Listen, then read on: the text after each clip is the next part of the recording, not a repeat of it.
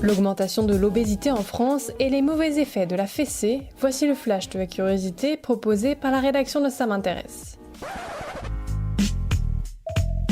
La différence entre l'homme des cavernes et nous, c'est le résultat de la science. Et ce n'est pas une opinion, c'est de la science. Notre monde n'est pas si moche.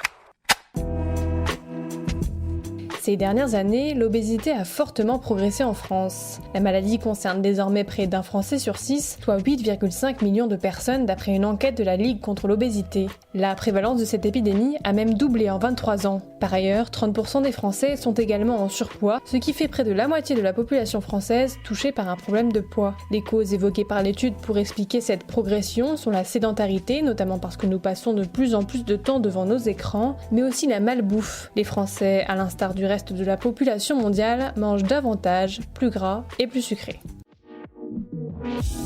Super, j'adore. Alors écoute-moi bien, je vais essayer d'être clair avec toi. Ouais, génial. En France, la fessée est interdite depuis 2019 dans une loi sur les châtiments corporels sur les enfants. L'examen d'un corpus d'études publié récemment dans The Lancet conclut que ces châtiments sont non seulement inefficaces pour corriger un comportement, mais aussi dangereux pour l'enfant. Les chercheurs mènent notamment en avant les risques d'une montée du stress chez l'enfant qui peut faire augmenter la production de cortisol et freiner son développement cérébral. Les violences avec un objet seraient aussi à l'origine d'une réduction de la substance grise dans la région préfrontale du cerveau, ce qui peut entraîner une diminution des capacités cérébrales de l'enfant. Des explications nécessaires, alors que ces violences sont toujours autorisées dans de nombreux pays. Voilà, c'est tout pour aujourd'hui, on se retrouve bientôt pour un nouveau flash. En attendant, vous pouvez retrouver tous nos épisodes sur les plateformes de podcast Spotify, Deezer et Apple Podcasts. Voilà. Il ne reste plus qu'à vous remercier de votre attention. Au revoir.